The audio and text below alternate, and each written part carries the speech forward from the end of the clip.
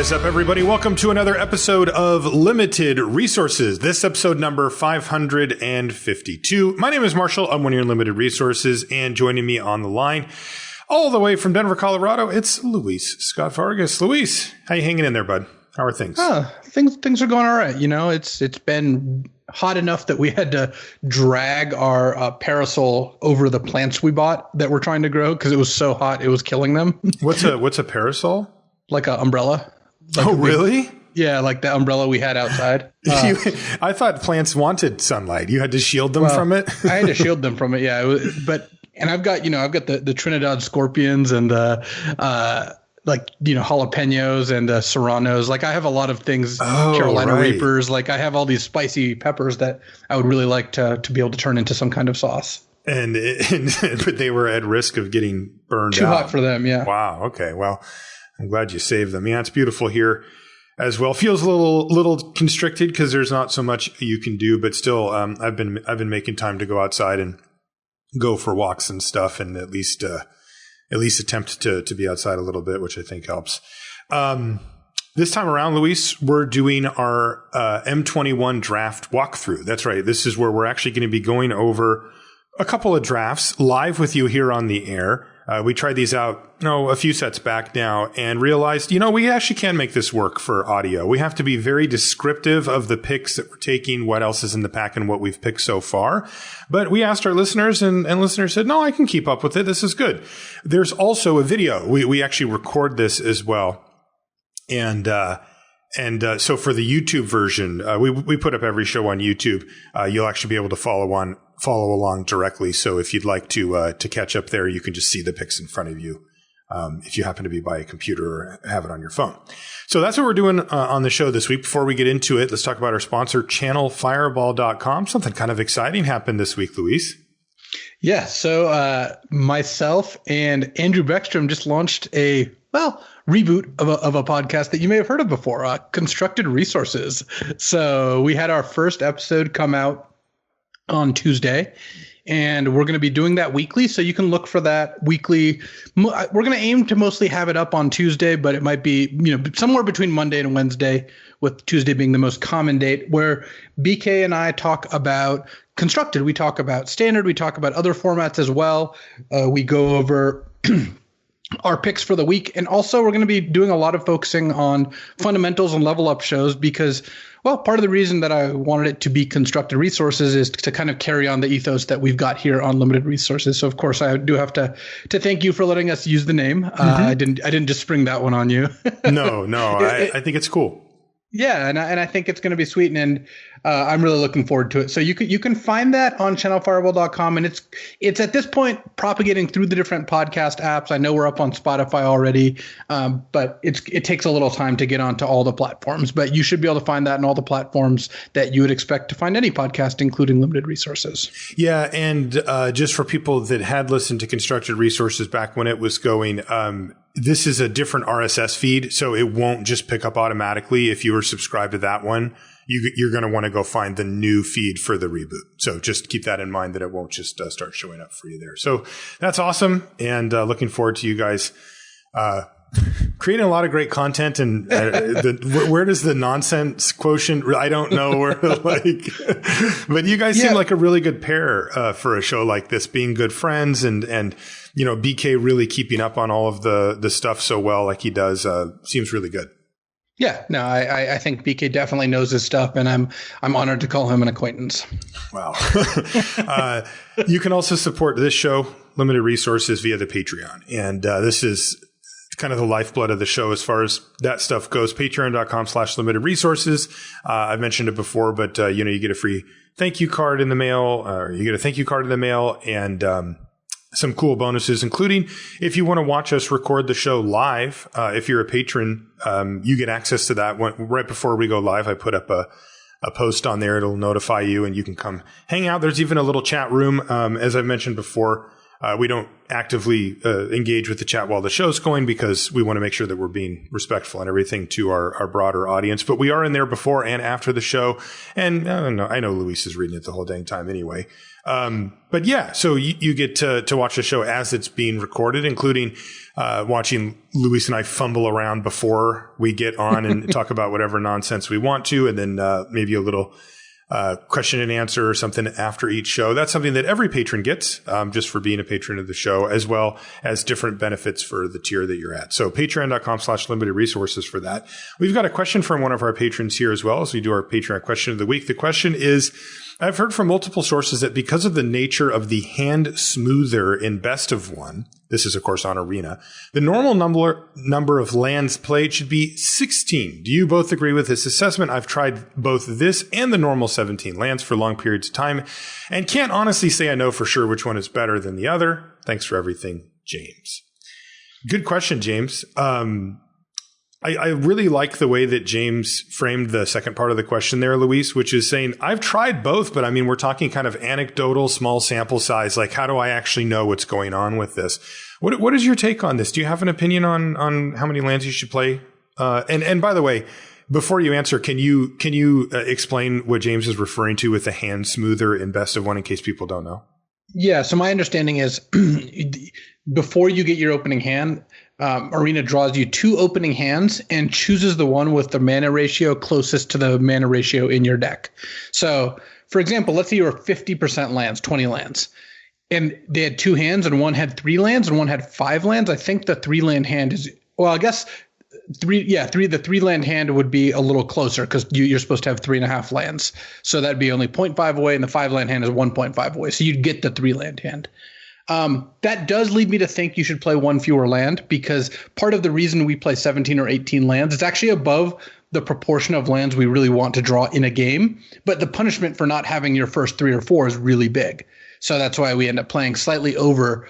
And you can see this in Constructed more often, where the decks that get to play cards like Ponder and Preordain and Opt often run fewer lands because they count on those cantrips to smooth things out. And they don't really like a deck of Magic really wants like usually about a third lands in terms of draws, but has to play closer to 40% because, again, you stumble in the first bunch of turns.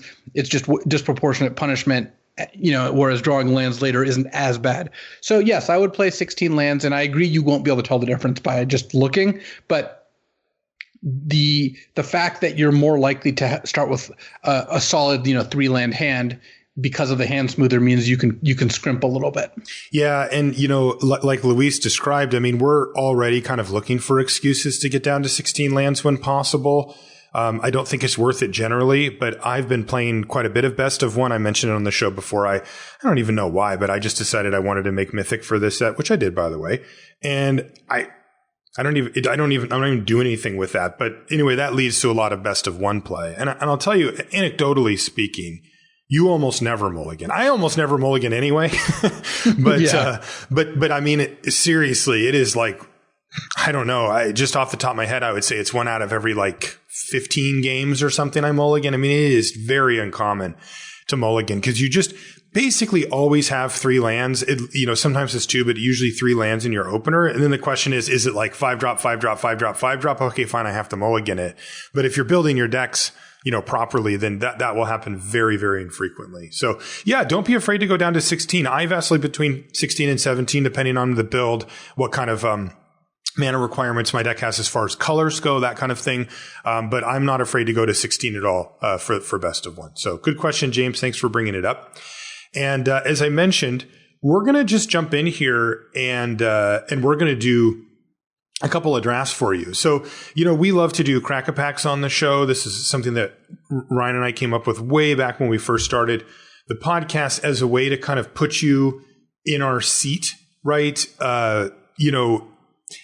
There's something about talking in the abstract about draft picks or about cards and such that is useful, but there's really something about sitting down with a player who you trust and whose opinion you want to know about and watching what they actually do when they're sitting at the draft table.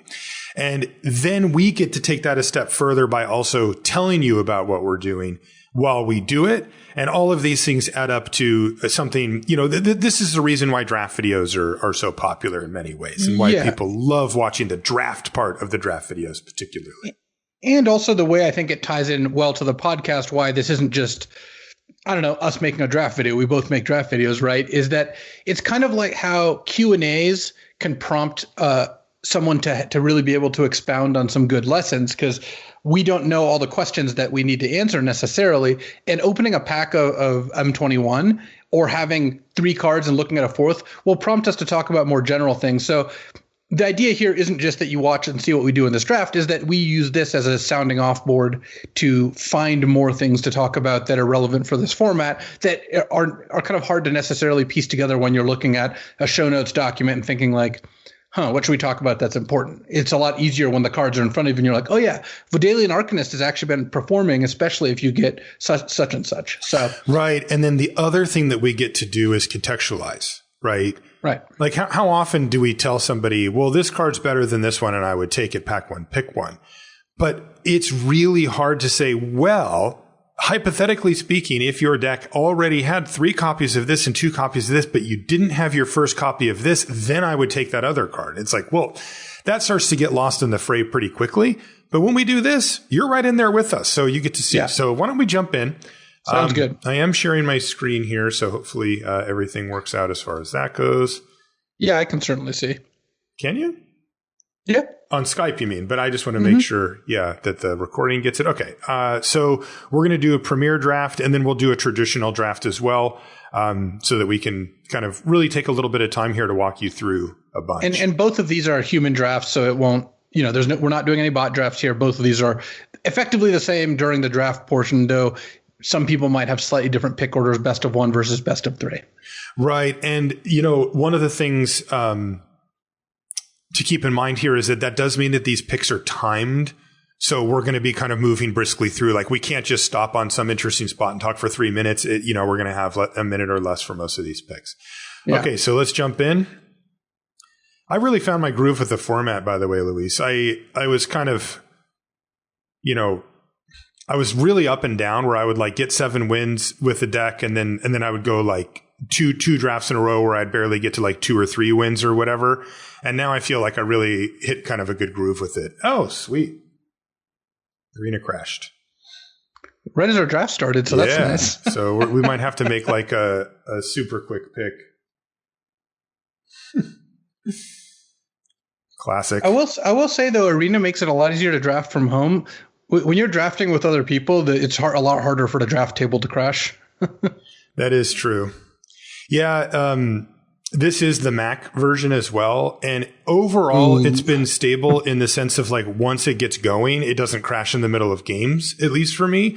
But almost every time when I started up during the initial stages of getting into an event, something will happen. All right, we've got 25 seconds left, Luis, and our relevant picks here are Garrick's Harbinger, Shock. That's it. Yeah, there's the Black Sanctum too, but certainly the pick is Garrick's Harbinger. This card's amazing. It's 1 green for a 4/3 hexproof from black, so can't be targeted by black effects, though it can be blocked by black creatures and all that. And whenever it deals combat damage to a player or planeswalker, you get to look at as many cards as the damage dealt, and it's a 4/3, so it's often going to be 4, and select a creature or Garrick planeswalker and put it into your hand. So our next pick is, we took the Garrick's Harbinger. Our next pick has Double Vision as the rare, Tolarian Kraken, Epitaph Golem as the uncommon. So pretty bad. Relevant picks, there's a Rise Again, there's a Pride Malkin. Boy, this pack stinks. There's a Rugged Highlands.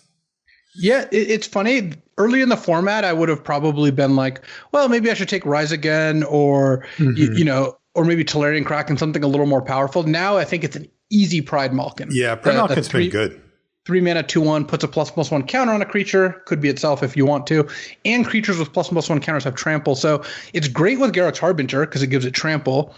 And it's good with Drowsing Pteranodon if we're lucky enough to pick up any of those. And it's just a good aggressive creature. I've been really impressed by Pride Malkin. Yeah, and I think your point about the Pteranodon's especially prudent here because it is the 2/3 punch, both at common, that lets you attack for 4 damage on the 3rd turn of the game. If you're on the play, that thing's getting through anything.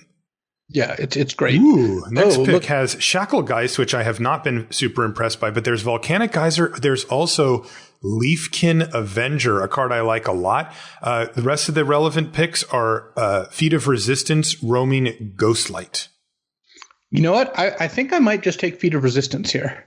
Interesting. Really? I think green-white is a little better than red-green. Mm-hmm. And I think Feet of Resistance is surprisingly on par with Leafkin Avenger in terms of how powerful it is and the effect it has on your deck. I really love Feet of Resistance. It's not gone nothing but up and up, but I would definitely take the Leafkin Avenger here myself.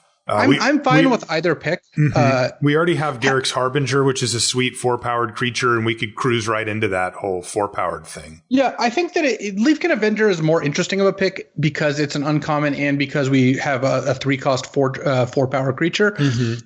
But I think either of those cards are head and shoulders above Roaming Ghostlight, which would be the next pick. Indeed, and I'm sad to say it, but it's true.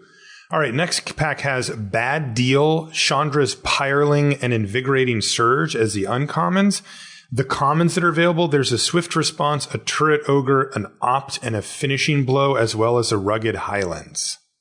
You know what? My inclination is to take Rugged Highlands here. Me too. Just because Turret Ogre is very replaceable. There isn't even an off-color card I'd be interested in jumping to. Finishing Blow just kind of sucks. I mean, it's a playable card, but it's not something. It's worse than most of the cards, than 2 of the 3 cards we have, and I'm not even sure it's better than Pride Malkin. So yeah, I would just take Rugged Highlands and kind of go deeper into red-green here. Yeah, the Chandra's Pyreling has disappointed overall. We do have Leafkin Avenger, but I'm not counting on that being a combo. That's not really a combo. No, so we have Garrick's Harbinger, Pride Malkin, Leafkin Avenger, and a Rugged Highlands. Our next pack has one uncommon, and it's Griffin Airy. Relevant picks beyond that, there's a Capture Sphere, a Fetid Imp, a Goblin Arsonist, a Colossal Dreadmaw.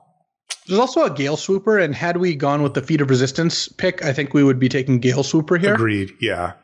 But the Dreadmaw has actually been fine. You do tend to want one of these. Mm-hmm. I'm okay taking Dreadmaw here, especially since we just took 2 red-green cards in a row, basically.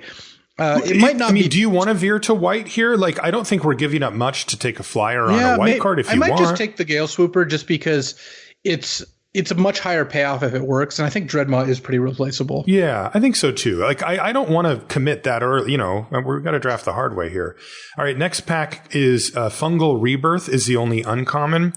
White cards, there's Dub and Rambunctious Mutt, so that kind of stinks. Blue cards, there's Library Larcenist and Lofty Denial. There is a Colossal Dreadmaw now, and the rest is junk. Yeah, I'd probably Dreadmaw now, though. Yeah. We can be green anyway and be red or white, depending on how things go. So next pack comes up, and it's got Unleash Fury and Canopy Stalker as the uncommons. For the commons, there's Secure the Scene and Legion's Judgment, so all the bad white removal. And then Skeleton Archer, Walking Corpse, Life Goes On, Sabertooth Mauler, and a Forgotten Sentinel.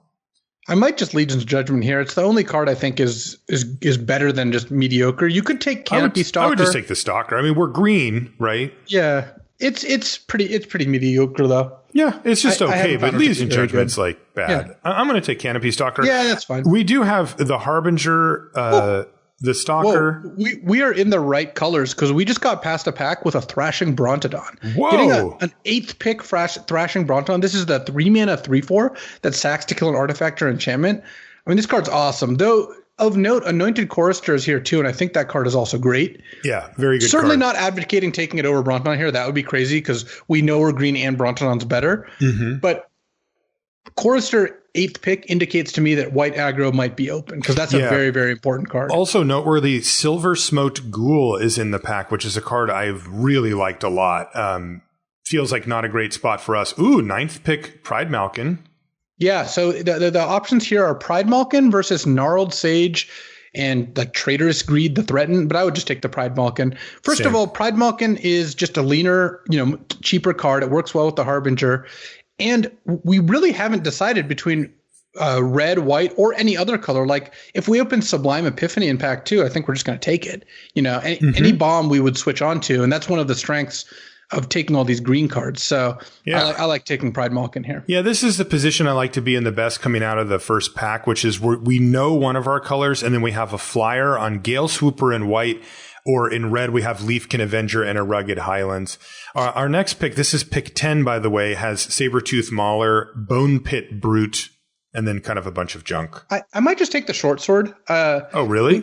We've got some leftovers here with like the Pride Malkins that kind of sit around after you cast them because they usually put the counter elsewhere. True. It's not great with something like Colossal Dreadmaw, but it's also good with Canopy Stalker. Buffing that is nice. And here, this pack with only 5 cards less in the pack, a blue-green dual Thornwood Falls, a makeshift battalion, and a Colossal Dreadmaw. I think I'd take the Dreadmaw just to continue cutting green. Yeah, that's what I would do too. And I think you can play 2 Dreadmaws. You don't need the second one usually, but having it is fine. Yeah, 4 cards left in the pack, and there's a Legion's Judgment, a Bad Deal, a Masked Blackguard, and a Run Afoul. I'm going to take the Legion's Judgment. So to kind of take stock of where we are, certainly take the Legion's Judgment here, but we haven't gotten any indication of reds open. We got past Leafkin Avenger and 0 playable red cards. We didn't even come close. Yeah, and the Leafkin Avenger pack had the volcanic, what's it called Geyser. in it too? Geyser, yeah. And it was second pick. So it wasn't really, or third pick rather. Third, yeah. It wasn't really late enough to get much of a sign. White does seem open. We got a late Chorister, Legion's Judgment wheeled. Not like super open. It's not like we've gotten a flood of great white cards, but I would say white is more likely open. And green is 100% open. We just got a last pick, 15th pick Sabertooth Mauler. Someone took the land over it. Which I actually think is a great play because taking the basic over that really cements that green is open, and our neighbor to our right or whoever took the basic really wants us to know green's open if they're not in green. That's right. All right. So our next pack is up. And again, we're base green right now. Our rare is Necromentia, so we don't want that. Uncommons are Griffin Airy, Twin Blade Assassins, and Palladium Mirror. But there's also Basri's Acolyte in the pack that's really kind of standing out as the best. To me, I would narrow this down to Palladium Mirror or Basri's Acolyte. Twin Blade Assassins has just been okay, and I don't want to move into black for it. So the question is, do we want to delay and stay open by taking the Palladium Mirror, remembering that we have 2 Colossal Dreadmaw already? Or do we want to veer over into white, feeling like it's the most open color for pack 3 anyway, and take the Acolyte? What do you like, Luis? We got 8 seconds. I would just take Palladium Mirror. Okay. I think that I also don't love putting a double white card in this deck if we can avoid it, because I think this deck will be the strongest if we end up playing basically all green cards with a couple cards of another color, because green looks exceedingly open here. In fact, we just got past a pack. It's got Vryn Wingmare, it's got Hellkite Punisher and Furious Rise. So 2 red and white uncommons that aren't bad, but it has a Hunter's Edge as the most appealing common with a Gnarled Sage that I think might wheel given the last pack. Yeah, I agree. And we want a Gnarled Sage. This is a good card. I mean, you need especially after reach. taking Palladium Mirror. Yeah. So I'm happy taking Hunter's Edge here. This is the bite spell that gets a +1/+1 counter, and then your creature pummels something else. And I think that's exactly where we want to be here. It's a good interaction. We have Thrashing Brontodon and Garruk's Harbinger. Also, it's a really good combo with Canopy Stalker because you can like use a Hunter's Edge, pick off one of their creatures, then attack and force their other creature to block your X3 Canopy Stalker. So that's good. Easy Hunter's Edge here, and still not really making a decision on our next pick, which I think is fine. It's kind of paying off because in this pack we have another Canopy Stalker, but we're not going to take that. We're going to take this Thrashing Brontodon over Lore Scale Quaddle and nothing else. None of these cards are even interesting. Yeah, the only other cards there's a Secure the Scene, which has been underwhelming to say the least. There is a Ranger's Guile, which is a card I like to play if I have creatures that are worth protecting. Right now, all of our creatures are pretty interchangeable. There's no single creature that's like, well, if we keep this on the battlefield. As an example, I did a draft last night where I had a Baneslayer Angel, and I ran of course, I ran my copy of Feat of Resistance, but I also ran my copy of Ranger's Guile in that deck. And I was very happy to just wait a turn, because if Baneslayer Angel stays on the battlefield, you win the game. And we don't have a card that fits that description currently. No, though I think that if that Ranger's Guile wheeled, we would definitely play it, because we just, we can just get tempo off playing that in order to protect our Colossal Dreadmaw or Thrashing Brontodon from whatever it is they're trying to kill it with. Okay, our next pack is up. It's pretty bad, Luis. Yeah, there aren't the best green card is Gnarled Sage. The best non-green card is another Anointed Chorister, but we're really not in the deck that wants that. I think we're pretty firmly going to just take Gnarled Sage here. Yeah, that's what I'm thinking too. And I mean, we don't at this point, if I were to choose a second color, it would be splash Leafkin Avenger off like 4 mountains and a rugged highlands and just play a bunch of forest and green cards. Yeah, we still actually haven't decided. Oh, hello. So we're about to get a 5th pick Primal Might, that's the green X sorcery that gives a creature +X/+X then fights. This card is an absurd card. So yeah, there's a chance we're the only green drafter at the table, which is great work if you can get it. And this gives us the luxury of really just being very, very picky on what our second color is, if anything. Like, this is a deck where I believe we could get to 23 or 24 mono green playables. That would be kind of interesting to have that happen on here. I haven't had a monocolored deck thus far in the format. Well, it doesn't really work out. And the reason is, even if we were guaranteed that, it's almost always better to play 4 mountains and a rugged highlands and a Leafkin Avenger than be mono green. We don't have a bunch of Steel Leaf champions. And in this pack, we've got a Titanic Growth versus a Skyway Sniper versus a Return to Nature, and I think Titanic Growth is just going to be fine. Yeah, I would actually just take Opt, to be honest. Like, sure. I mean, I don't care about Titanic Growth particularly, and one thing that I'm noticing here is that we don't have any 2-drops. It's true. We really do need to make sure that something happens. Wow. I mean, we kind of do and kind of don't. We just got past a 7th pick Thrashing Brontodon that we're going to be taking over Feat of Resistance as the only other card. What is going on here?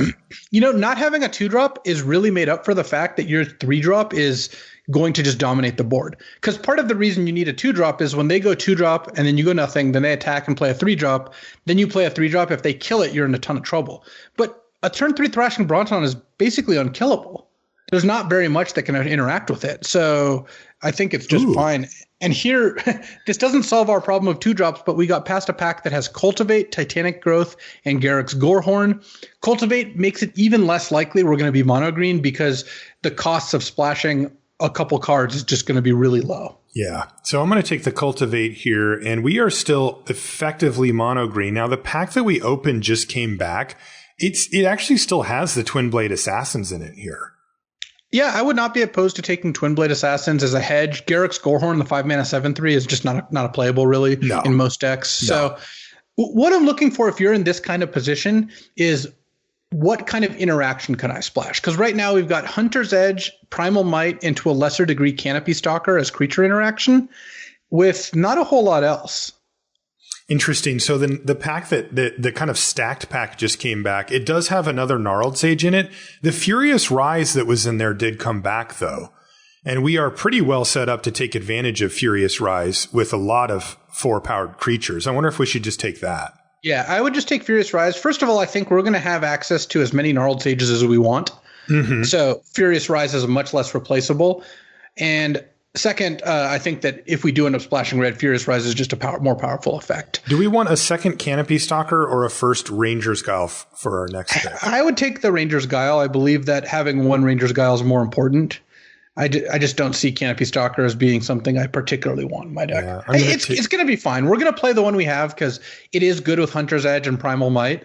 But Ranger's Guile can be really good, especially since we do have Garruk's Harbinger. Right. Like that's the kind of card that when you play that, they're going to want to use their Scorching Dragonfire. 3 cards left in the pack, and we pick up a Cetizen Training. The pack prior, we took a Walking Corpse. So we're down the stretch here. There's really not much. So a quick recap on what we've got right now. Ranger's Guile, Walking Corpse, Cetizen Training. Wow, the last 2 cards in the pack are Titanic Growth and Return to Nature. Yeah, green's open. Furious Rise, Cultivate, Garruk's Harbinger, 2 Pride Malkin, 3 Thrashing Brontodon, a Palladium Mirror, a Canopy Stalker, a Hunter's Edge, a Sabertooth Mauler, a Leafkin Avenger, a Gnarled Sage, a Twin Blade Assassins, 2 Colossal Dreadmaw, a Primal Might, and a Rugged Highlands as our pile as we head into pack number 3, where we see, there's a 2-drop. There's a Maze Mind Tome here, which is a card I've absolutely loved. Other green cards in the pack, there's a Track Down, a Snare Spinner, which we could actually use, that Gnarled Sage that we'll probably get back, Canopy Stalker. There's really not much else. I would take Maze Mind Tome pretty easy here myself. Oh, Maze Mind Tome is definitely the pick. We're going to wheel some of these green cards. We know that. We're really hoping it's Snare Spinner. I think that's the one we want the most out of these. Yeah. But look, like I said, we're going to have access to as many Canopy Stalker, Gnarled Sage type cards as we want. We're not going to run short on those. Okay, so Maze Mind Tome is going to be our pick here. And again, our main concerns going into the third pack here is our curve at this point. Ooh, here's a splashable interaction, Luis. We have been past a Faith's Fetters here, pack 3, pick 2. There's also a shock. And there's also a shock. Okay. I kind of got a little focused in. Faith's Fetters is a better card, but here I think the fact that we have Furious Rise, Leafkin Avenger, and Rugged Highlands makes me much more inclined to just play shock, especially since we want, by the time turn 4 rolls around, like, look, Faith's Fetters is great. It can stabilize a board that almost nothing else can. But by the time turn 4 or 5 rolls around, I feel like we can put enough stuff onto the board. Shock is going to help us in games where we can't. Right. So we'll take shock, definitely. Okay. Oh, man. Of course, it's never easy, right? So next pack has Pestilent Haze, just as we cut our black cards. There's also a Fierce Empath, which we actually have a few targets for. There's a Grasp of Darkness, which, oh, man, I'd love to get that in the deck. And then the red cards are Turn to Slag, Sure Strike. I don't think we can take either black card. I just don't think we're at a point where that's going to be good, especially since Grasp of Darkness and Pestilent Haze are cards that are good early. And it's going to be difficult to build our deck. Grasp is good anytime. Yeah, but part of the strength of it is that it's good on turn 2 or 3. Right. And we're not going to almost ever cast it on that turn. So, like, Turn to Slag, I think, and Grasp of Darkness are equivalent in terms of when we'd be casting them. Yeah, I'm just going to take Turn to Slag here. Yeah, I think that's perfectly reasonable. This pack is pretty stacked, too. It's got Enthralling Hold and Kirin Dryad and Conclave Mentor as uncommons, with Roman Ghostlight as a common. But there's also a Snare Spinner, which I think for us is too important. I do like Kirin Dryad, by the way, in general, but it's pretty poor in this deck. We just have very few non-green spells. Yeah, I've been largely unimpressed with the Dryad. Every time I see it, I get a little scared because I remember it used to be like a really good card or whatever. And then I'm like, oh, it's fine. But yeah, Snare Spinner is definitely where we need to be, not necessarily where we want to be. Ooh, Llanowar Visionary in this pack. There's also a Truffle Snout. Yeah. Llanowar Visionary is clearly one of the good payoffs, and getting one pick 5 is one of the reasons we are happy being in green, is because no one else is taking these from us. The only thing that I'm bummed about with this draft, because I think this has gone pretty well, is that there's been 0 Drowsing Pteranodons. That's the one card that is great in this deck, and that we just haven't seen any. Ooh, Hunter's Edge number 2. Yeah, Hunter's Edge certainly better than Snare Spinner for us here, and picking up a second one is really good. I mean, the other thing is if we just draw shock or just have a turn 3 Thrashing Brontodon, I feel like we're going to do a good job of not dying, and we've got a lot of late game power in this deck. Yeah, this deck goes really big. Now we have Llanowar Visionary and Palladium Mirror, to power out these expensive late game cards. Yeah, Cultivate and the Leafkin Avenger. So yeah, Hunter's Edge number 2 it is, and there's a Hunter's Edge number 3. Is there a limit on these for you? Mean, not in this deck, really. I think that you normally don't want more than 2 or 3 in a deck, but I think this deck would probably just play 4 and not be unhappy about it. Yeah, there's nothing much else in the pack. There's a Sanctum of Shattered Heights, that's the red Sanctum, and then there's a Portcullis Vine, which we'd actually probably play, but not over a Hunter's Edge here. No. Okay, pack 3, pick 8. So this is our last pick that we have. No Drowsing Pteranodons. We would have taken. We would have taken Pteranodon over almost any card. Yeah, so this is between Turn to Slag, Onaki Ogre, and Turret Ogre. I don't think Onaki Ogre makes sense given how many 3-drops we have. I would be inclined to take the Turn to Slag, but I don't think we're necessarily going to play 2. We actually maybe ran bad because, look, this pack, pick 9, has 5 green cards left of the 7 cards, plus a forest. Why not? Yeah. Canopy Stalker, Gnarled Sage, Return to Nature, Snare Spinner, Track Down, and then there's a basic land and an Alchemist Gift. I think you just take the Snare Spinner. Yeah, that's what I'm doing. You would play 2 of those. Look, oh man, this deck even has Maze Mind Tome and Furious Rise, so it's got like its card advantage set. Yep. I think this deck would play a 3rd Colossal Dreadmaw, which is what we saw here. Which we just got past. Because then we can cut the Sabertooth Mauler. Also, the thing is we have 3 different 3-drop accelerants, so I don't think we need 4 or 5 drops that are weak all that much. I think Gnarled Sage is fine because it blocks flyers, but Colossal Dreadmaw is going to be a lot better than something like Sabertooth Mauler or even Canopy Stalker, though that one might make it in. Yeah, I agree with you, though. Canopy Stalker generally fairly weak. Jeez! 4 cards left in the pack, Luis. Conclave Mentor. That card's awesome. Another Dreadmaw, a Return to Nature, and a Blossoming Sands. I mean, unfortunately, I don't think we're going to play any of these cards, no. But still, just like a, kind of like a eye-opening moment. All right, I'm taking the last few cards out of the packs, but there's nothing relevant for us. So let's take a look at this build and see where we're at. Now, I have cut all of the not red and green cards at this point. So the black cards and the white cards are in the sideboard. And let's see, just at first blush here, it leaves us with 47 cards, assuming that we're playing 17 lands right now, which don't think we will.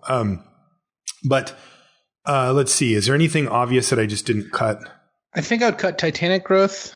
I don't think we're going to want that. Yep. I actually would cut both Turnislags.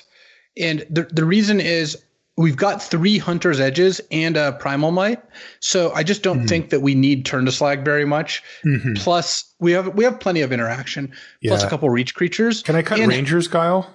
I do like that one. I think I like that one over the 3rd Dreadmaw, most likely. Oh, yeah. We don't need 3 Dreadmaw. What about Setessan Training? Like, I really like Setessan Training. I do normally, but we have... Oh, with the Harbinger. Sure. Oh, we do have 2 Pride Malkins, though, so maybe we don't need that. Canopy Stalker, I think you can cut. Yeah, I'm cutting Canopy Stalker. I think we can cut Training or Guile. Like, I don't think we want both. Since I would cut Setessan Training at that point, because I think protecting one of your big creatures or going for Hunter's Edge with protection is pretty strong. What are your thoughts on Fierce Empath? So I think the last cut is either Fierce Empath or the 17th land. I really don't like Fierce Empath that much. Like, I've just found that the 1/1 just doesn't It's good matter. in the black-green sack deck with like Witch's Cauldron or Village Rites, but it's pretty bad outside of that. And I think this deck is just happy enough playing the 2 Dreadmaws and the Gnarled Sage's top end, and it doesn't need a Fierce Empath to go find them. Okay, so do we want to run 17 lands in this deck? Probably. We absolutely must hit our 3rd land drop. Yeah.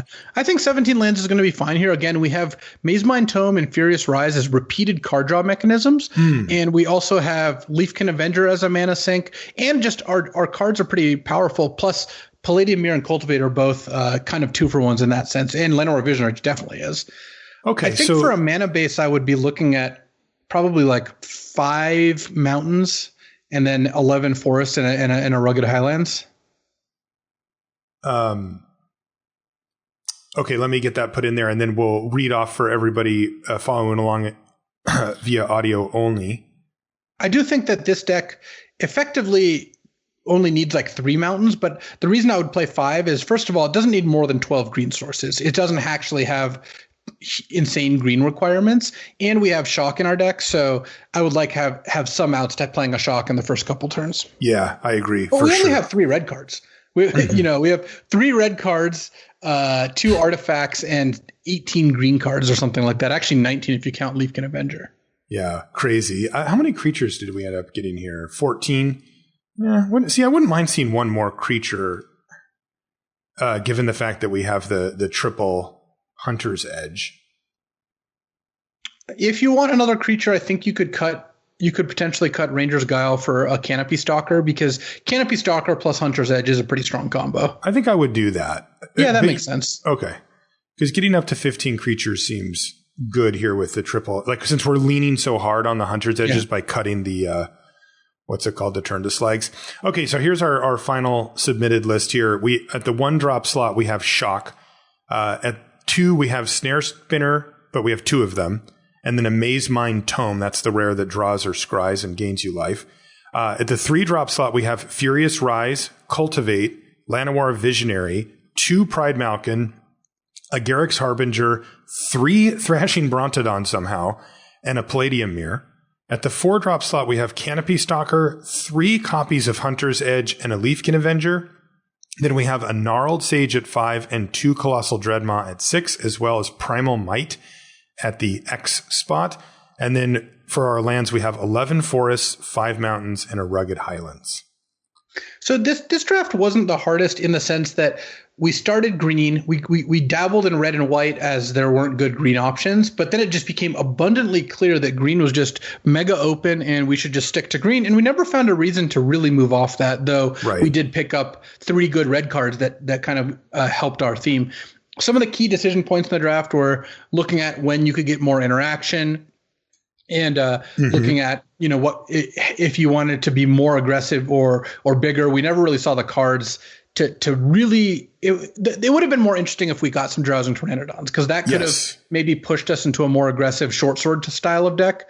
But we didn't get there. We ended up with classic red-green monsters, though I think the deck is quite good. Yeah, I think so too. Another inflection point for the draft was very early when we took a few green cards and then went back and forth on red or white, but made sure to stay open enough to leave ourselves in a position where, as it turned out, going all the way into pack number 2, we still could have decided in another color. And somehow, even going into pack 3, if we had opened, a great, like you mentioned, a blue card or something like that, double blue, we just would have been able to move in on that, which is a rarity. That isn't normal. But again, keeping your options open early really pays off sometimes. This time we didn't need it to because green was so open. Yeah. Okay, Luis, let's do another one. This one is going to be traditional draft. I probably should have just gotten the queue. I think these ones take a little while to fire up. So this is a best of 3 draft. So drafting with that in mind, again, it wouldn't change a whole lot. We would have probably taken like a Return to Nature in the last draft at some point, but wouldn't have changed, I think, where we ended up. It's not that big of a difference. Mm-hmm. Right. Man, I still can't believe some of the last packs on that third pack. Especially the one with the Conclave guy and stuff. It was like, what the? I actually think we just got a little unlucky in the sense that we were the only green drafter at the table and there was just no Drowsing Pteranodons opened. There could have been some opened pack 1 when people were still not sure of their colors and maybe took one early. But by the time pack 3 rolled around, I think it became pretty clear that there were just no other green drafters in the second and third pack for the most part. Mm-hmm. And I think had more Pteranodons been open, we would have snapped a few up, because that's really all that deck was missing. If you got to add 2 Pteranodons over like the Canopy Stalker and just one other card, I think that deck would just be ridiculous. Agreed. Yeah, and that is one other point that we should make. Our other draft is waiting to fire, by the way, so you're not missing anything. Is we did have to, going into the third pack, we did shift our focus to make sure that we took care of our 2-drop situation. We did not have enough low curve stuff. And you saw us take a very early snare spinner, right? Yeah. And that's a card that normally is replaceable and kind of whatever, but we were like, we need 2 drops. All right, our next draft is ready to fire, Luis. Let's get into it. And our opening pack has Liliana's Standard Bearer. That's the 3/1 for 2 and a black with flash, and you draw cards equal to the number of creatures you control that died. There's Pestilent Haze. And then there's Llanowar Visionary are kind of the cards that jump out to me as cards I would consider picking here. I believe that the best first pick here is Llanowar Visionary. I think so too. So compare Llanowar Visionary and Liliana Standard Bearer. If you play Standard Bearer and a turn where one of your creatures died, then you have a card that draws you 1 card and is effectively worse than Visionary because it doesn't even tap for mana. And so in order for that to be better, you have to have a maneuver a turn where 2 things die. And when 0 things die, it's much, much worse. Plus, I think green is significantly better than black in terms of the color rankings. So, yeah, I'm on board for Llanowar Visionary here. Yeah, I like Pestilent Haze a fair bit. It does things that no other card in this set does, and that's really powerful. But it's also conditional and a little bit difficult to set up, where Llanowar Visionary is good every time you cast it. It's just... I also think that Pestilent Haze is the kind of card where I would want to be in a black controlling deck before taking it. Black controlling decks just aren't that good, so I wouldn't want to take it to try to draft that, though it is great if you do end up there. So this pack's got Wildwood Scourge, the green XXX Hydra that gets an additional counter every time you get to put a counter on one of your non-Hydra creatures, a Shock, and Basri's Acolyte. And my inclination is just to take Basri's Acolyte. I think it's so good. This is the 4-mana 2/3 lifelink that puts 2++1 counters on your other creatures. Yeah, I'm in. Wildwood Scourge goes perfect in the deck that has Llanowar Visionary and Basri's Acolyte, but Wildwood Scourge on its own is fine. It's a little inefficient is what I would call it. I'm a huge fan of Shock, But I think Basri's Acolyte is just more powerful. So yeah, I like that pick, and that's what I would do too. Ooh, this gets interesting. So our next pick has Indulging Patrician. There's also Archfiend's Vessel and Sanctum of Tranquil Light. That's the white Sanctum. The rest of the cards are somewhat mediocre. There's a Gnarled Sage, Skeleton Archer. If it's me, I'm taking Indulging Patrician and just kind of seeing where things go. What do you like here? I would also take the Patrician, the black-white 1/4 flying lifelink. It's, black-white is not the best deck, but if the pieces are there, it is good. And it's just not that consistent. But getting a third pick Patrician after a Basri's Acolyte seems like a decent setup for this. Yeah. Trust me, if we see a Drowsing Pteranodon, I'm ready to jump ship here. Yeah, well, our next pick is up, and we don't see one, though we do have interesting options. There's a Cultivate. There's also a Revitalize if we want to go just jump right into that deck. There's a Pride Malkin here to go back with our Visionary. There's also a Snare Spinner, Opt, Witch's Cauldron. There's a few other things, but the cards that kind of catch my eye are Cultivate, Revitalize, and Pride Malkin. And what do you take from it? It pains me to say this, but I think that Pride Malkin's a better pick than Cultivate, just because if we go that direction, I'd rather have Pride Malkin in my white-green deck than Cultivate. Mm-hmm. I think Revitalize is more of an interesting pick because it gives us an opportunity to try to make black-white life gain work, and we might wheel Sanguine Indulgence, the double raise dead. I want to do that. I think that's a better place to go here. I just think we just drafted like a solid green deck. I mean, I think that last deck was very good. And this is an example of a draft that could end you up in black-white. So I think taking Revitalize here and setting things up, like maybe if we can get a Griffin Airy or something like that, Silver Smote Ghoul, and kind of end up in that direction.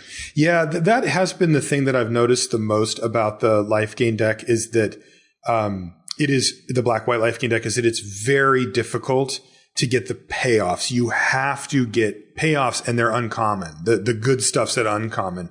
Where if you look at the other archetypes, that's not necessarily the case. Like, what's the payoff for the deck that we just drafted? It's Drowsing Pteranodon, right? Like, and that's a common. Basri's Acolyte. Right, Acolyte, Here's an Anointed Chorister for our next pick. There's also Legion's Judgment. There's a Havoc Jester. I like just taking the Chorister. I think Chorister is the best for either green-white or black-white. It's just a great card. I think Anointed Chorister is a fantastic one. Also, we're not locked into anything yet. We could easily just be like white-red.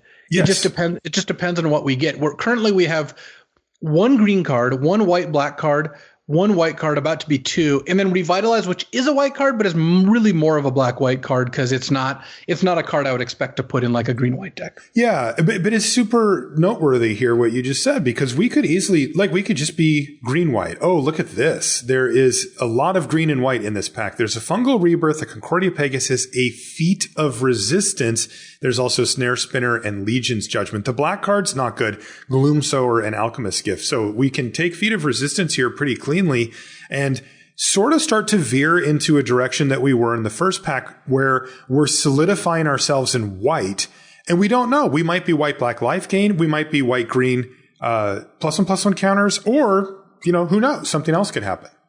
Yeah, easy Feat of Resistance. And again, it's really strong when you've got some different decision points. The more you can do to stay monocolor and kind of delay that decision, the stronger. Though in this case, it's not even we're not making a sacrifice here. Right. If the Feat of Resistance weren't here and we were taking Concordia Pegasus over Fungal Rebirth, that'd be a different story.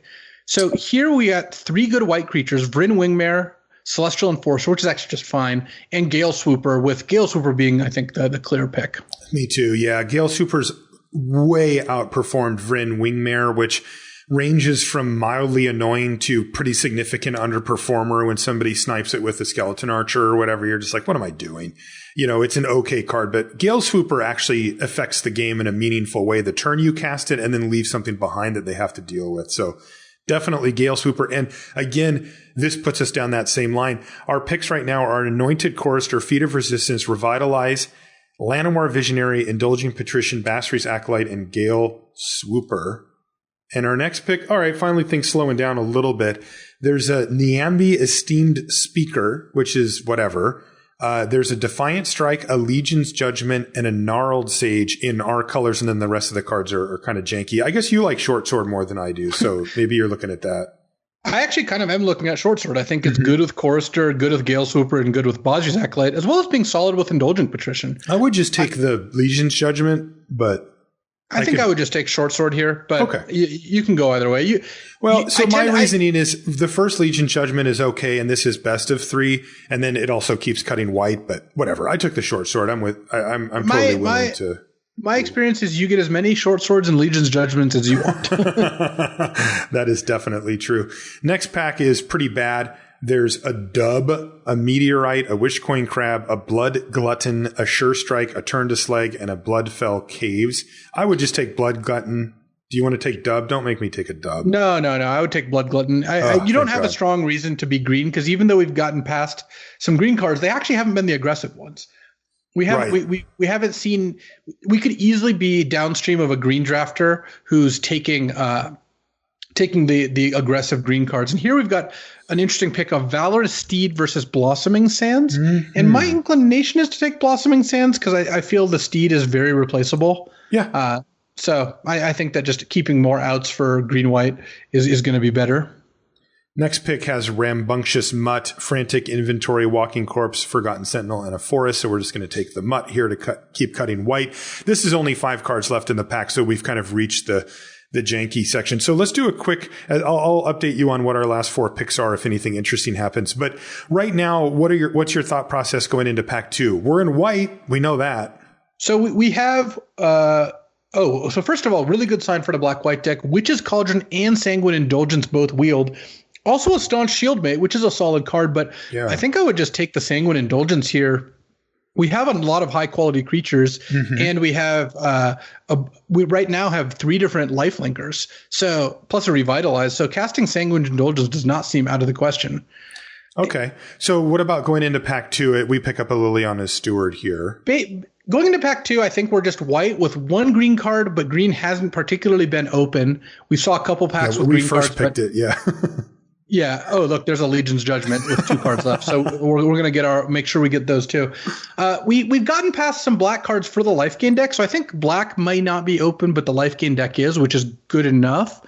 But I don't consider us locked into anything but being in white. And so I think we can kind of see where we end up based on what we open, in this case, we opened Sporeweb Weaver as the rare, the green 1/4 reach hexproof from Blue Spider. Not really interested in that one, I don't think. Falconer Adept is a solid uncommon. This is the 4-mana 2/3 that whenever it attacks, you put a 1/1 flying falcon into play tapped and attacking. And I really like that with Feat of Resistance and Short Sword. We also have Thrashing Brontodon, which is double green. Havoc Jester, the 5-mana 5/5. Not looking at that. Finishing Blow, the 5-mana kill spell, and then Pride Malkin, the 3-mana 2/1. Yeah, for me, it would be between Falconer Adept and Finishing Blow. Yeah, I'm down on Finishing Blow, but it's not unplayable. I'll still put one in a deck. But I like Falconer Adept here. I think Falconer Adept has higher upside. We also have Gale Swooper. We have a lot of combos with it, and it's a good payoff in really any white deck we end up in here. All right, so Falconer Adept it is. Not exciting. I found that card fine, but and doesn't really push us in a direction. Next pack comes up, and there's a Shipwreck Dowser, Trader's Greed, Quirion Dryad, and then for commons, there's Anointed Chorister, Swift Response, Deathbloom Thallid, and there's some decent stuff. There's like a Spellgorger weird here. Cards that stand out to me, though, are Swift Response and Anointed Chorister here, and I would actually take Swift Response over the second Chorister, but I don't know. You seem like you're loving the Chorister. I would just take the Chorister. I think it's really good. Okay. I think that it fits our theme nicely, and even if we don't end up black-white, I think it's going to be good. Plus, if we end up black-white, Swift Response is good, because that deck is a little defensive. We've got some flyers. But if we end up in a more aggressive white deck, I would rather have Chorister than Swift Response, and it's going to be good in both of our decks. All right, we'll take the Chorister then.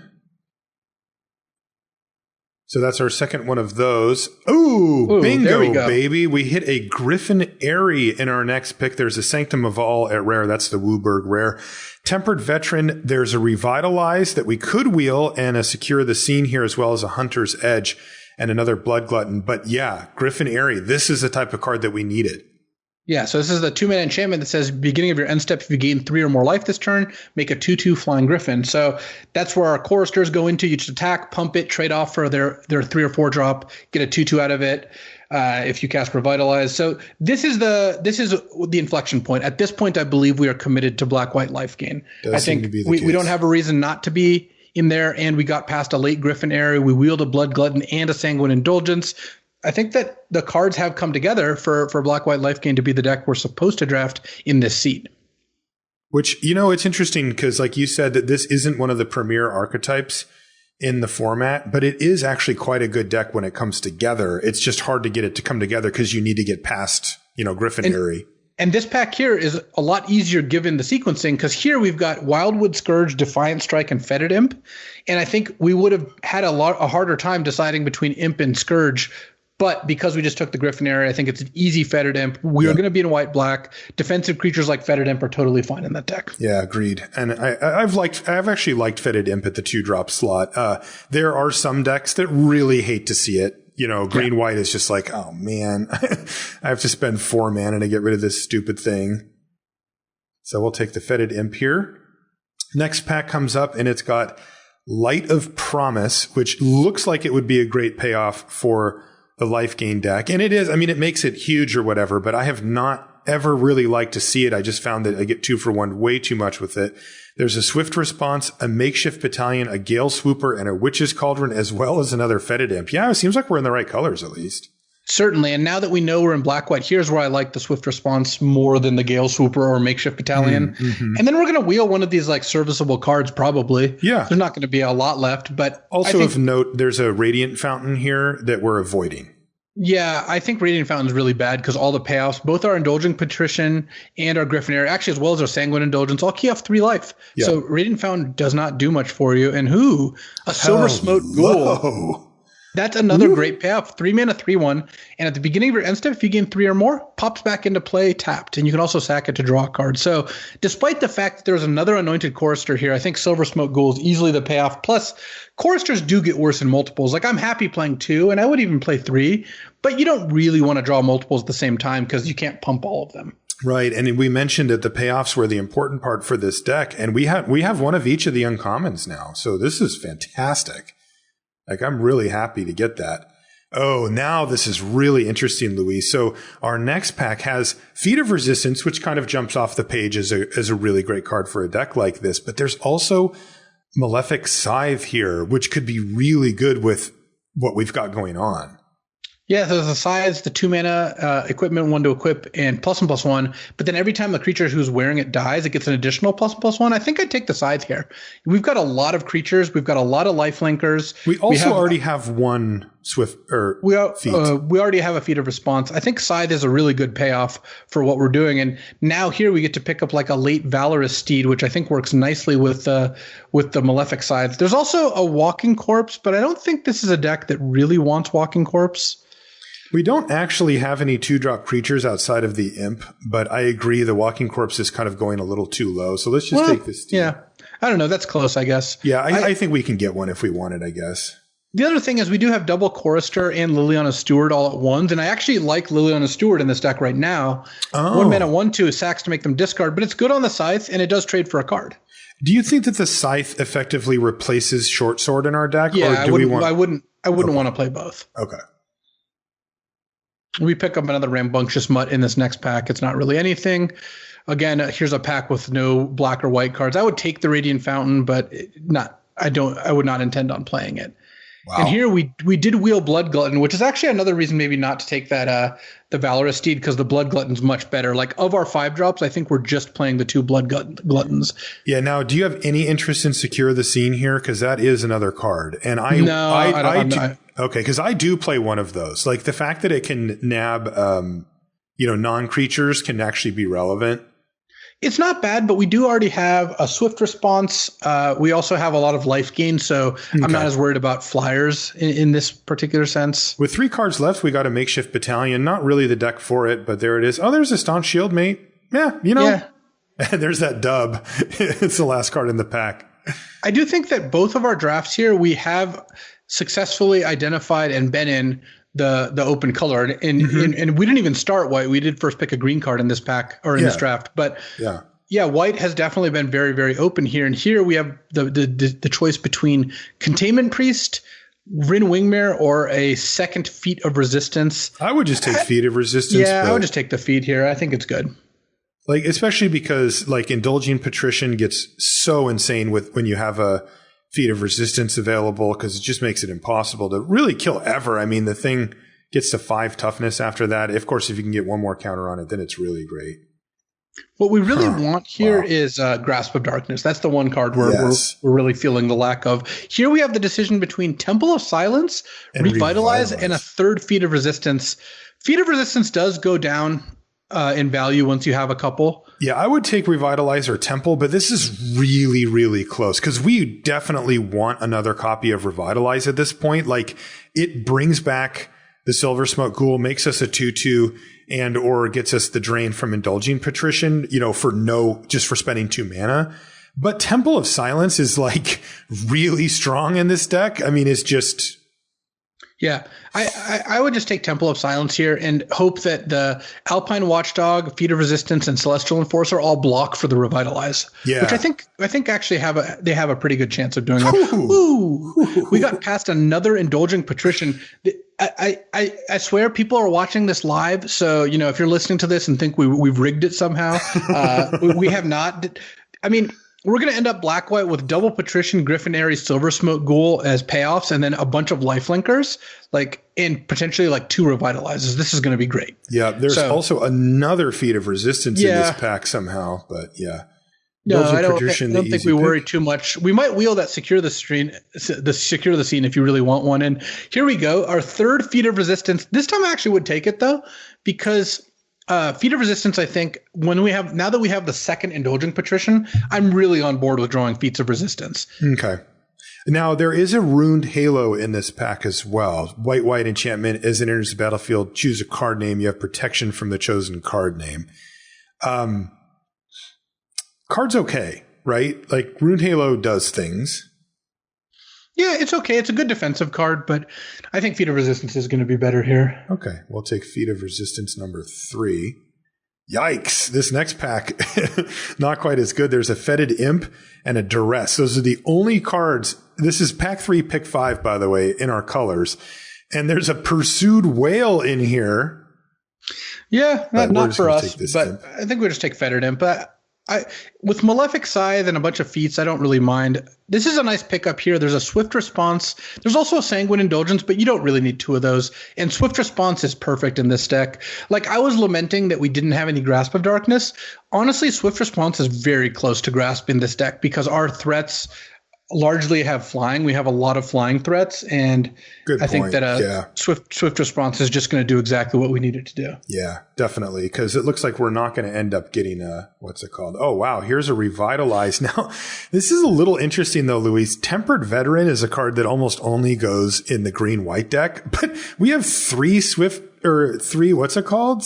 Feat of Resistance. Yeah, I don't know. I would just take Revitalize, but is it worth considering? I think I would take Tempered Veteran because that combo is really, really strong. It really is. On any of the, obviously Luis and I are dreaming of the Patrician with a counter and then just going up. I think Revitalize would have been better.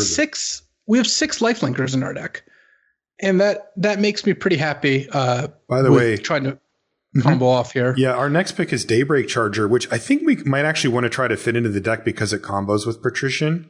Yeah, it gets us to that critical 3. Yeah, I like that. There's also a Light of Promise, and if there ever were a Light of Promise deck, it would be the deck that has 3 Feats of Resistance, but I don't think we can make ourselves do that. True, exactly. Interestingly, we might get one back. There was one earlier in the pack, too. So one thing that's going on here, and you'll see this more in the synergy decks, is we're looking at every card through the eye of what mini combos does it have. Daybreak Charger, 2 mana, 3/1, gives a creature +2/+0 when it ETBs. Not a card black-white typically likes, but with Griffin Airy, double Indulgent Patrician, Silver Smoke Ghoul, giving one of your Lifelinkers an extra +2 is a really big game. We did wheel the Revitalize, by the way. Woohoo! With Enforcer and Watchdog still in the pack. So again, I think we are one of 2 white drafters, or potentially the only one, with the other people just hate drafting random white cards. All right, there's the light of promise. You could There's be a hero, also Marshall. a Secure the Scene. There's also 4 white cards out of 5 cards left here. What do you like here? I think Secure is actually going to be okay in this deck. Yeah, we I don't do care too. about attacking on the ground, so giving them a 1/1 is just not that big of a deal. I think having exactly 1 Secure is right where you want to be. Yeah. Because it is a powerful card. It's just super inefficient. But yeah, look, when we're evaluating all of these cards, it's just what synergies do they have with the cards that we already have? How many ways do we have to make them slightly better? Because look at a card like Tempered Veteran or Malefic Scythe. These cards are cards that are pretty close. Like the Scythe, for example, is pretty close by itself. Tempered Veteran's a little further by itself, but it doesn't need much in the way of combos before they end up being good enough. Same with Liliana's Steward. I don't think we're going to end up playing any of the Stewards. We got 2, but I think we ended up with too much good stuff. But I think Malefic Scythe goes a long way towards justifying a Liliana Steward. A 1-mana 1/2 that trades for their worst card, yeah, not the most impressive. But when it does that plus trades for a +1/+1 counter on your side that you get to use over and over again, I mean, that is a substantial difference. For sure. Looking at our card pool here, I think we're going to end up with a very strong deck. The first cards that I would look to cut are the Rambunctious Mutts, just because we already have 2 Blood Gluttons on 5. The Staunch Shieldmate probably doesn't need to be in when we have Malefic Scythe, 2 Fetid Imps and a Daybreak Charger. Plus 2 Swift Responses are kind of 2-drop equivalents in our opening hand. Right. So right now we've just trimmed down those cards plus the other ones that were kind of junky. And we still have 4 more cuts to make. At this point, we have 15 creatures. We have to keep that in mind because we're running multiple copies of Feat of Resistance. Now, we have 3 right now. We could make that 2 or something. And the Malefic Scythe. And when you run cards like Equipment or Pump Spells or however you want to categorize Feat of Resistance, you do need to make sure that you have enough targets for these. Also, Sanguine Indulgence is a card that wants to see a decent number of creatures, around, so that, you are always getting full value on it. These are things just to keep in mind because we do have some awkward stuff here, right? Like the Revitalizes take card slots that are kind of not really card slots, right? The Griffin Airy, similar. It just doesn't do anything on its own. We need to have all these other cards. And it can be really hard to fit everything in to make it work. So my inclination here is to cut Makeshift Battalion for sure. I think we want to cut one of Legion's Judgment and Secure the Scene. And my inclination is to cut the Judgment. Yeah, same. We have 2 Swift Responses and 2 Fetid Imps. I would also cut a land. I'd cut a Swamp because with a Scry Temple and 2 Revitalize, I'm not feeling that bad about running 16 land. And our curve is pretty low. We only have 3 5-drops and 3 4-drops with Sanguine Indulgence often costing less. And the rest and we have tons of cards that cost 2 and 3 mana. And then our last cut here, I think, is between a Fetid Imp, the Secure the Scene, and maybe I wouldn't cut the Daybreak Charger. I actually think it's going to be good in this deck. What about Gale Swooper or Falconer Adept? I would maybe cut the Gale cards, Swooper, but they're not really what we like. Gale Swooper's. What is it doing? I like Falconer Adept in a deck that has Malefic Scythe and 3 Feet of Resistance because you're going to be able to, I think, make good use of it, the Falconer Adept there by protecting it. Yeah, agreed. Okay, so let's run down what our final build looks like. Wow, this deck is sweet. We have 2 Anointed Courser at the 1-drop slot. 2 drops are Daybreak Charger, 3 Feet of Resistance, a Griffin Airy, 2 Revitalize, 2 Swift Response, Tempered Veteran, 2 Fetid Imp, and a Malefic Scythe. Then there's Silver Smoke Ghoul and 2 Indulging Patrician at the 3-drop slot. 4 drops are Falconer Adept, Basri's Acolyte, and Sanguine Indulgence. And our 5s are 2 Blood Glutton and a Secure the Scene with 16 lands, 8 plains, 7 swamps, and a Temple of Silence. I mean, I think this deck's fantastic. We have double Swift Response, double Fetid Imp as early plays that keep us alive. Double Indulging Patrician with 3 Feats of Resistance and a Scythe. We've got the Griffin Airy and the Silver Smoke Ghoul. We have a lot of payoffs, a lot of removal, and actually a pretty good curve. This is just about as close you can get to a perfect black-white deck. Yeah, this is what you want. And again, the thing that really allowed us to get to this power level were the payoffs coming to us. And that's not something that you can control, which is why I believe that you just don't see this black-white deck super often, like that looks like this, that's really around the core themes of it. But when you do, it hurts. I almost I always feel like if I'm playing black-white, it's a really bad sign because it means that those cards were open. And it is a narrow archetype.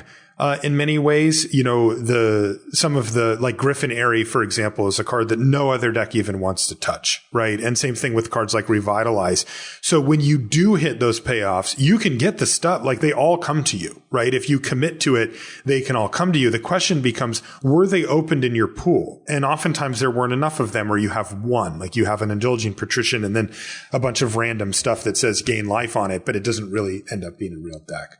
In this case, though, it did. So yeah, we had 4 good payoffs plus Sanguine Indulgence, which is like a medium payoff, and plus a lot of support. So one thing I want to draw your attention to, if you're for those listening, what we did in both of those drafts is you saw us be very, very careful to not consider ourselves locked in.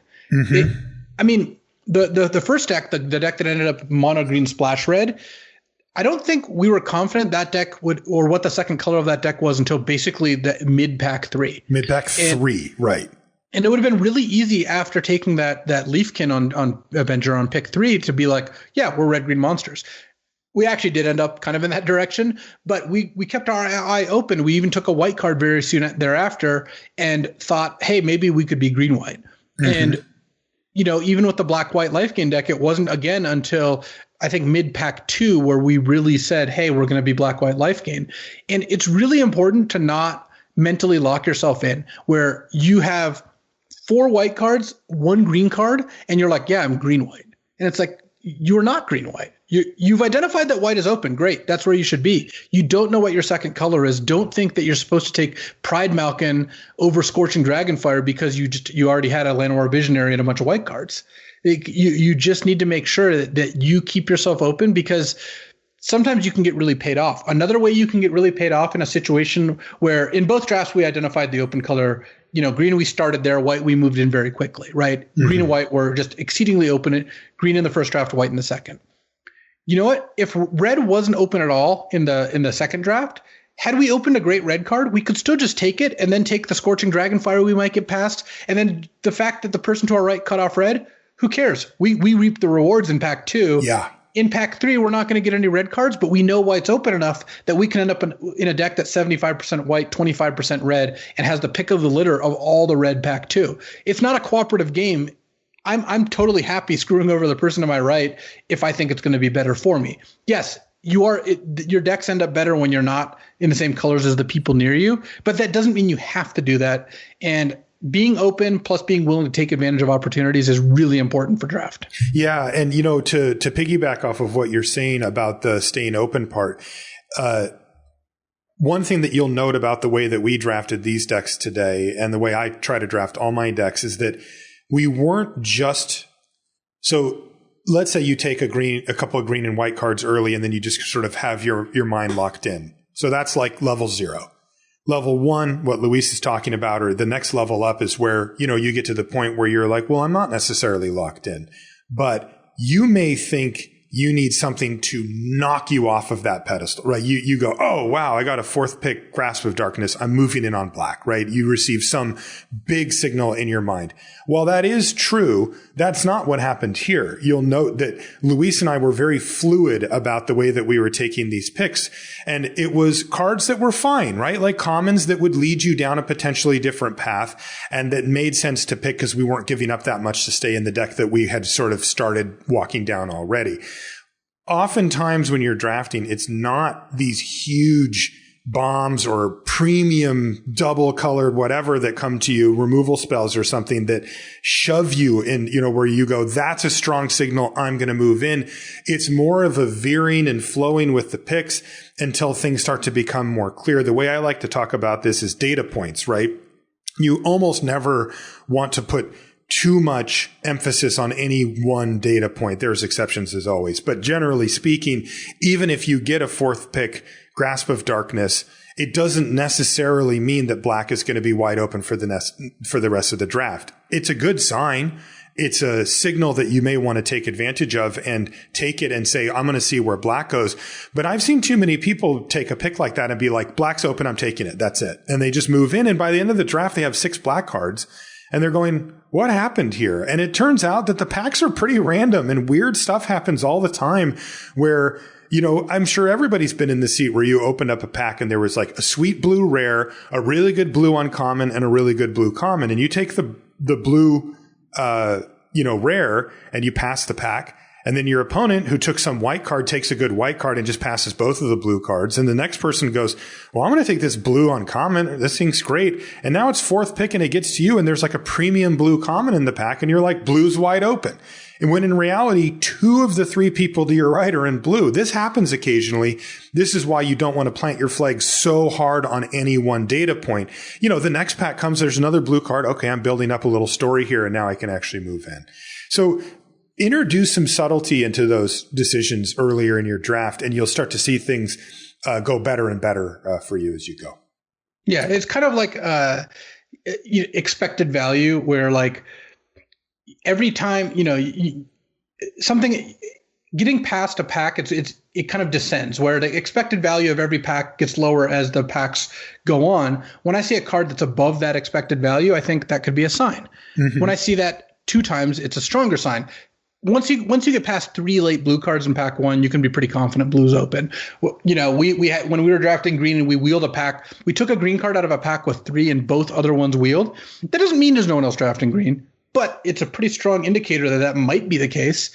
And then once that happens 3 times, I can be pretty confident. I think I am confident there were no other green drafters in our first draft. I am also confident there was max 1 other white drafter, and it might have been half a white drafter. Mm-hmm. Like it might have been someone who had mostly red cards and was splashing the 3 good white cards they got.